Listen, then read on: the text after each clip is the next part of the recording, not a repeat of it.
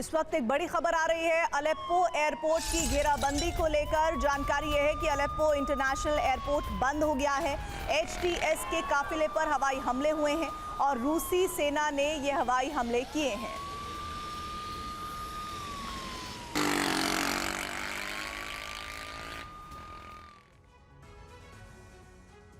Syria की सेना के साथ वैसा ही हुआ जैसा लेबनान में हिजबुल्लाह के साथ हुआ था। सीरिया में बी ब्लास्ट का दूसरा चरण देखने को मिला।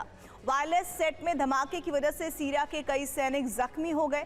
ऐसी अफरा तफरी मची कि सेना का संचार सिस्टम ही खत्म हो गया। हमले के तरीके से जाहिर हो रहा है कि अब सीरिया में विद्रोहियों की मदद के लिए इजराइल अपनी सेना और विशेषज्ञों की भी मदद ले रहा है। इजराइल की रणनीति से अब प्रॉक्सी संगठन दो गुटों में बंटकर लड़ रहे हैं।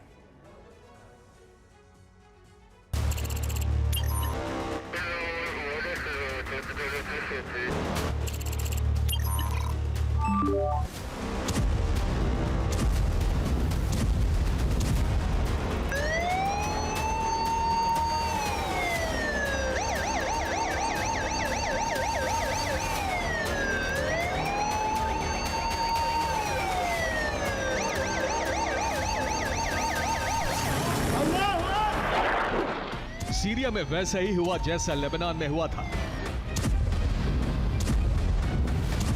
सीरिया में भी वैसी ही दहशत मची, वैसे ही धमाके हुए। घायलों की लाइन लग गई, अस्पताल फुल हो गए। सीरिया और लेबनान, फर्क सिर्फ इतना था कि लेबनान में पेजर में धमाके हुए थे, सीरिया में वॉकी टॉकी सेट में धमाके हुए।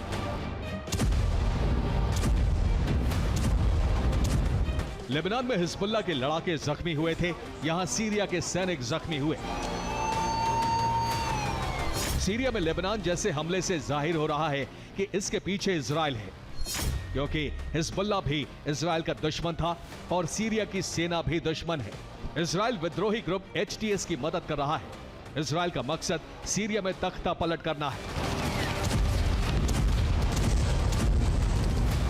सीरिया की सेना पर लगातार कई दिनों से हमले हो रहे हैं। एचटीएस और अलकायदा जैसे संगठन सेना के बेस पर कब्जा जमा रहे हैं। ऐसी हालत में सीरिया की सेना खुद को मजबूत करने में जुटी थी। बशर सरकार ने ईरान से मदद मांगी थी,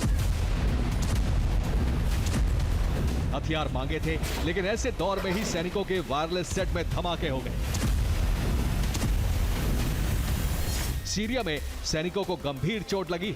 मौत और जख्मी सैनिकों का आंकड़ा साफ नहीं। सेना का संचार सिस्टम पूरी तरह ठप पड़ गया है।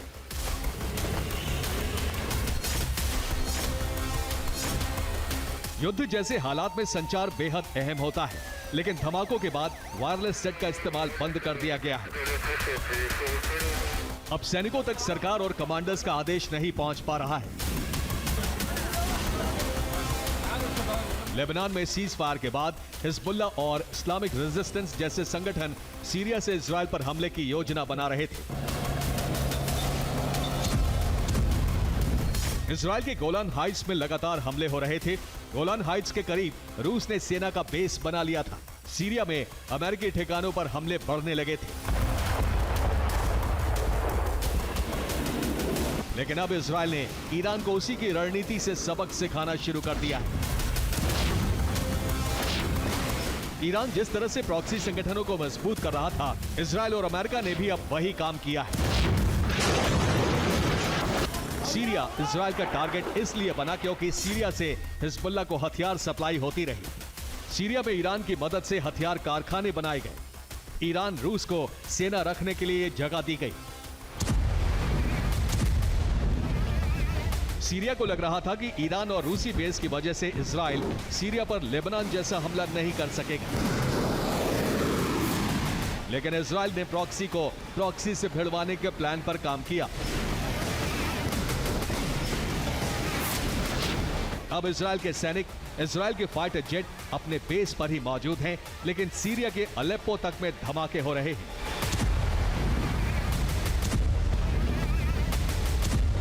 सीरिया के सैनिक मारे जा रहे हैं और सरकार कमजोर होती जा रही है।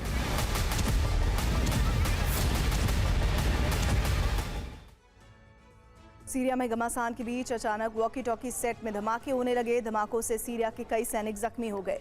सीरिया में पेजर की तरह ही वायरलेस सेट में धमाके हुए।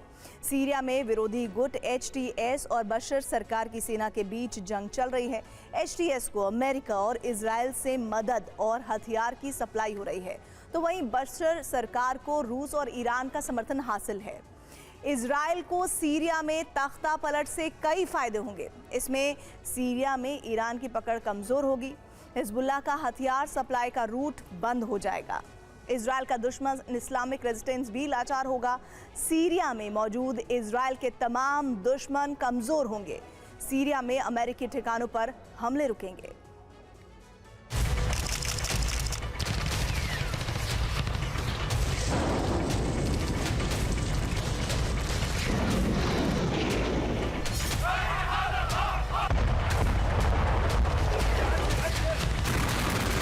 नेतन्याहू ने युद्ध विराम के बाद सीरिया के राष्ट्रपति को चेतावनी दी थी। आग से न खेलने की बात कही थी। अब सीरिया वाकई जल रहा है और ये आग इजराइल ने ही लगवाई है। अमेरिका भी इजराइल की मदद कर रहा है क्योंकि बशर अल असद सरकार के जरिए ही रूस ईरान अपनी अरब नीति को आगे बढ़ा रहे थे। रिपोर्ट के मुताबिक सीरिया में आंतरिक संकट बढ़ाने की रणनीति कई महीने से बन रही थी। अमेरिका ने इस मिशन की वजह से अल-कायदा को मदद दी है। अमेरिकी बेस से विद्रोही संगठनों तक हथियार पहुंचाए गए। सीरिया के विद्रोहियों तक हथियार पहुंचाना बड़ी चुनौती नहीं थी, बल्कि चैलेंज था सभी विद्रोही संगठनों को एकजुट करना। यही वजह है कि सीरिया मिशन में अमेरिका और इजराइल को कई महीनों का वक्त लगा। अब तख्ता पलट और सीरिया के शहरों पर कब्जे का मिशन आगे बढ़ रहा है। सीरिया में ईरान की सबसे बड़ी ताकत प्रॉक्सी संगठन है। अब अमेरिका और इजराइल भी वैसी शक्ति हासिल कर चुके हैं। सीरिया में प्रॉक्सी संगठन भी दो हिस्सों में बंट गए हैं। एक गुट ईरान और रूस के समर्थन से ताकतवर है, तो दूसरा गुट अमेरिका और इजराइल की मदद से ताकतवर हुआ है।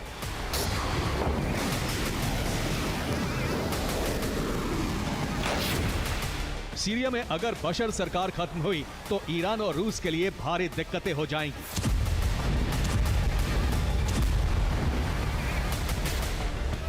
प्रॉक्सी बनाम प्रॉक्सी की लड़ाई में ईरान के समर्थकों को भी खत्म करने का मिशन चलाया जाएगा।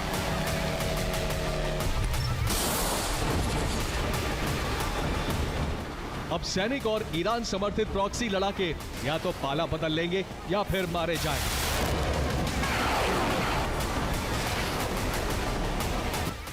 वॉकी टॉकी में धमाकों के बाद माना जा रहा है कि विद्रोहियों की मदद के लिए इजराइल अपनी सेना और खुफिया एजेंसी की मदद लेगा।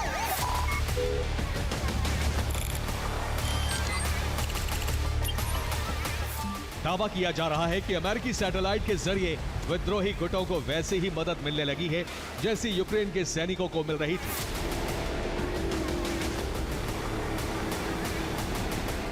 वॉर का प्लान और सीरिया में कब्जे का रूट भी इजराइल और अमेरिका की सेना के कमांडर्स तैयार कर रहे हैं।